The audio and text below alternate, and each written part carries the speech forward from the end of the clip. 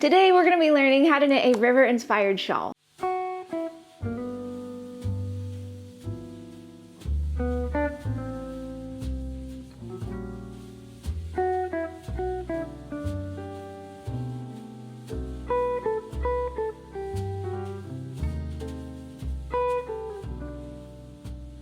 This beautiful shawl was designed by Janica Carter, and it was inspired by the Seine River in Paris, and it's called Seinesation. And we're going to be giving away a full set of the yarn used to make this pattern, so I'll be announcing that at some point in the video, so stay tuned for that. This amazing design uses short rows and a basic wave pattern to mimic the mesmerizing ripples of a river. And it is just a simple 6-row repeat. I find some of the most beautiful patterns are actually the simplest to make. I think this design can remind us that a beautiful life doesn't require much. I think at the end of the day, what matters are the simple things. A hug from a friend, making someone laugh, a good meal, or just a quiet moment to rest after a long day. So as you wear this shawl, no matter where you are in the world or what you're doing, I hope you feel a sense of peace and charm and delight in that moment. And what I really love about this pattern is not only does it have these beautiful rippling waves like a river, but they're actually wedge shapes due to the short rows. And so you get a really beautiful staggered look to your shawl. And another really cool thing, if you prefer not to work the short rows, you can just repeat the original 6-row setup section. You're still gonna get a stunning rectangular shawl with these beautiful ripples. It just won't have the wedges. The length and the width are very easy to adjust, and all the instructions for that are in the pattern for you. Seinesation was made in our hand-dyed Parisian Blue Hues Luster Sport yarn. This has long been one of our most popular yarn bases because it's a blend of Superwash Merino Wool and Lyocell, so it has a soft, squishy bounce and a lovely sheen. The pattern and the yarn links will be in the description box for you. Also, you can head to expressionfiberarts.com. While you're there, go ahead and sign up for email updates. We're gonna send you weekly free knit and crochet patterns. Let's go ahead and knit this shawl. So to get started, you're gonna work a border by casting on your stitches and knitting 6 rows. For my smaller version today, I'm just gonna be casting on 60. And since I'm assuming you know how to work the knit stitch, I'm gonna go ahead and jump into the setup rows. We're gonna start row 1 of the setup row by slipping that first stitch purlwise, which means your needles are tip to tip. Then you're gonna knit 2. Then you're gonna repeat across your row, knit 18, place a stitch marker. So 1, 2, 3, 4, 5, and 18. Go ahead and pop a stitch marker on and just continue repeating that across your row to the last 21 stitches. 18 and 18, place a stitch marker. Then you're just going to go ahead and knit those final 21 stitches.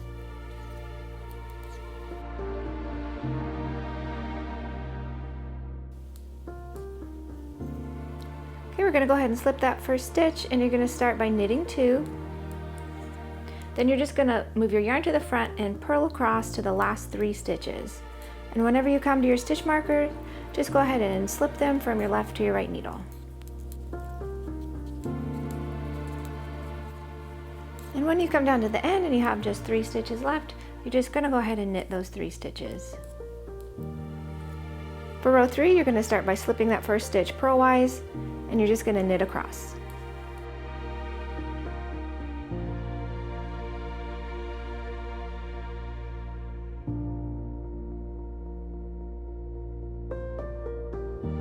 For row 4, we're going to go ahead and slip that first stitch, and you're going to knit 2, and then just purl across to your last 3 stitches.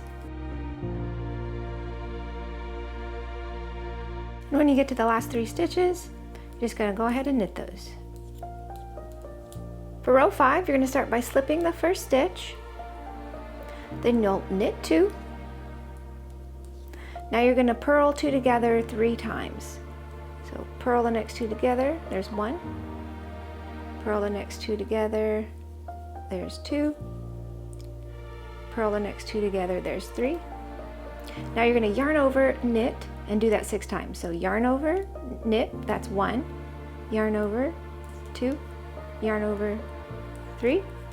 Yarn over, 4. Yarn over, 5. Yarn over, 6.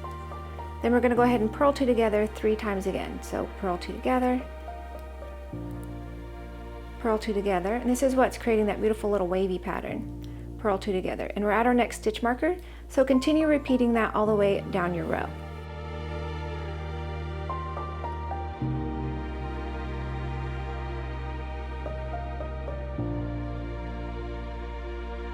You're going to go ahead and finish off with your final purl 2 together, and then you'll just knit those final 3 stitches. For row 6, you're going to start by slipping that first stitch, knit 2, then go ahead and purl across to your last 3 stitches.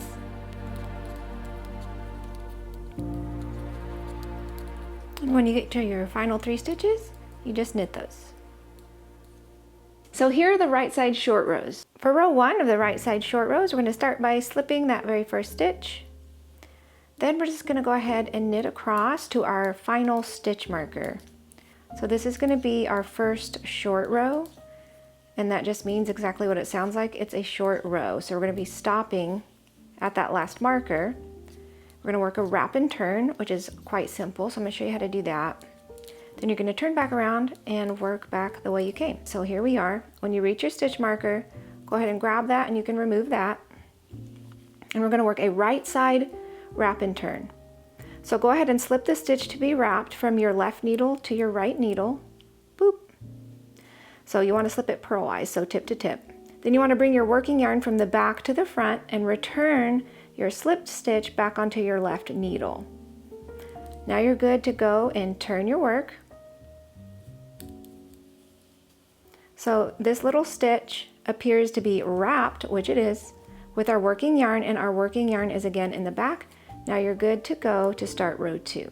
For row 2, we're going to go ahead and purl each stitch all the way across until you reach your final 3 stitches, and you're going to knit those final 3. So go ahead when you reach the final 3 and just knit those 3 stitches. For row 3, you're going to start by slipping the first stitch. Then you're going to go ahead and knit across to your final stitch marker. I've only got 1 left, so this will be a pretty short row for me. This is going to be shorter than when you worked row 1 because you have fewer stitch markers now. So go ahead and knit all the way up to that stitch marker, and we're going to do what we did before. So go ahead and remove that. You can be done with that for now. And you're going to do a right side wrap and turn. So slip the stitch to be wrapped from left to right needle. Bring your working yarn from the back to the front. Return that slip stitch to your left needle, and you can go ahead and turn. And you're ready for the next row. For row 4, we're just going to purl across to the last 3 stitches, and then we'll knit those. So just go ahead and knit those final 3 stitches. For row 5, we're going to start by slipping that first stitch and knitting 2, knit 2. Now we're going to repeat across our row, purl 2 together 3 times, purl 2 together, purl 2 together,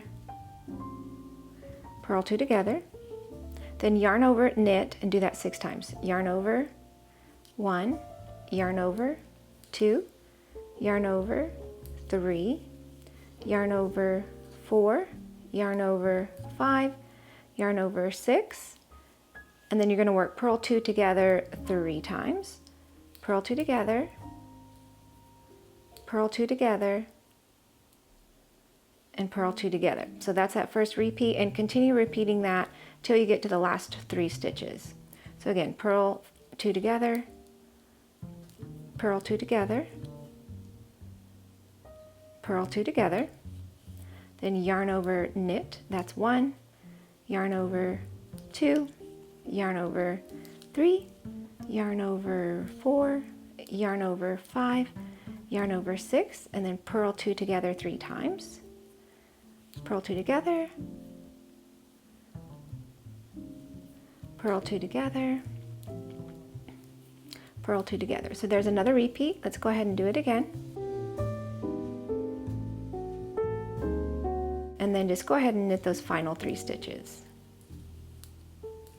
For row 6, start by slipping that first stitch and knitting 2.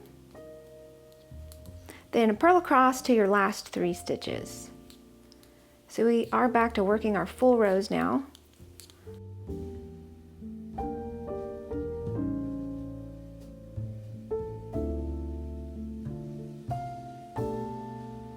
And when you get down to those final 3 stitches, go ahead and knit those. And that is how you work the right side short rows. And go. So here's what we have so far, and you can already see with just those few little short rows that we did how we're already getting that beautiful little wedge shape. Then you're going to repeat rows 1 through 6 for your right side short rows as mentioned in the pattern. Then you're going to work the setup rows again, and since you already know how to work those, I'm going to go ahead and jump straight into the wrong side short rows. For the wrong side short rows, row 1, I'm going to go ahead and switch to my second color just to make it a little easier for you to see. So you're going to start by slipping that first stitch. Then you're just going to knit every stitch across. So a nice easy row to get started. And since you have made it this far, as promised, we are giving away a full set of the lovely Parisian blue hues used to make this gorgeous shawl. So if you would love to enter, just make sure that you're subscribed to our YouTube channel and then comment below with the name of a river. So it can be any river. Just mention that below and we're going to pick a winner and we will send you the full set. So good luck on that. Oh, and by the way, I have gone ahead and popped my stitch markers back in since I need to show you how to remove them for these wrong side short rows, but you do not need to worry about that. For row 2, this is a wrong side row. We're going to go ahead and start with slipping that first stitch, then knit 2, then we're going to purl across to our final marker.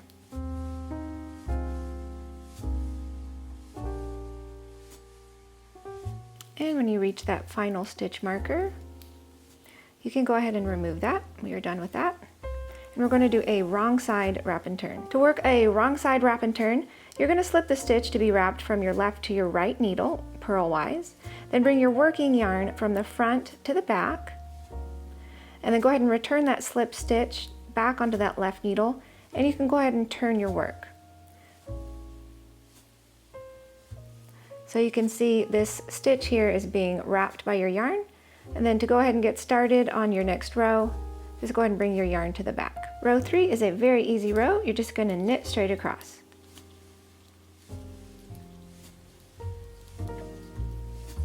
For row 4, you're going to slip that first stitch and knit 2. Then go ahead and purl all the way across to your final 3 stitches.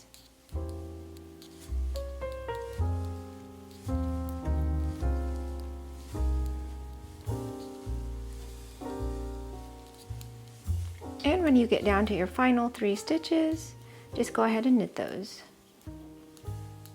2 and 3. For row 5, go ahead and slip that first stitch and then knit 2. Boop and boop. Go ahead and purl 2 together 3 times. So yes, we're doing that fun row. Purl 2 together. Purl 2 together. Purl 2 together. And this is just like the row that you've worked before. Yarn over and knit 6 times. So yarn over, knit, that's once, yarn over 2, yarn over 3, yarn over 4, yarn over 5, yarn over 6, then purl 2 together 3 times, purl 2 together, purl 2 together, purl 2 together. Then continue repeating that down your row.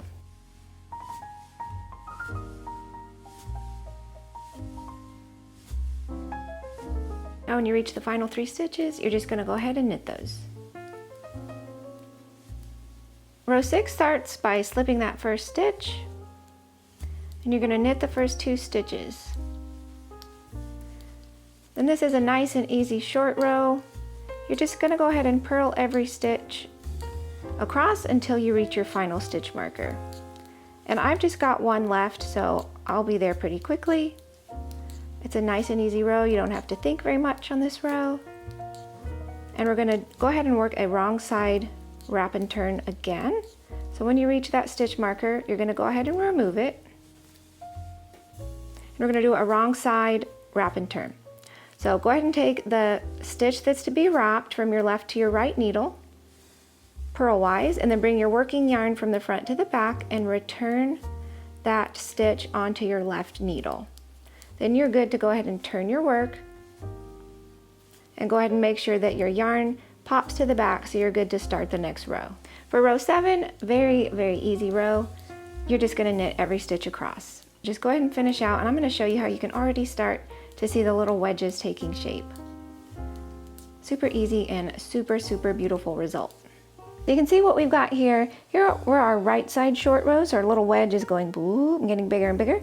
And then for our wrong side short rows, it's the opposite. The smaller side is here, getting bigger and bigger this direction, creating those beautiful little wedge shapes. So then you're going to repeat those rows as well, as mentioned in the pattern, and all of the instructions like color changes, needle size gauge, and all that info is in the pattern for you. I hope you enjoyed learning how to make this shawl and that you enjoy wearing it no matter where you are in the world. And remember to savor the simple moments because that's what's important. I'm going to see you next week with another new pattern. I need to learn how to memorize lines. Are you going to hit stop and wipe all that out? No, keep all that in. Start over. It's pressure. Okay. Sometime throughout... Wait, we're not giving it away throughout the video. Okay. This... Oh, sorry. Design can remind us that at the end of... Wait, what? Yeah, at the end of the day. No, okay. Who writes this? I don't know. How can I not remember a sentence? Okay. Amazing Design uses short rows and a basic wave pattern to memorize. So this. What really matters in this whole thing? How can you remember that? My God. I'm a little too charming for the world. I don't think that's true. Don't tell me. What was it? I have no idea. Wait, is that what I said? Yes, Good meal. I don't even. How do I remember? A hug from a friend making smile. The really cool thing. I already forgot. Sorry. Remember to save the simple moments. Remember to save the simple moments, okay?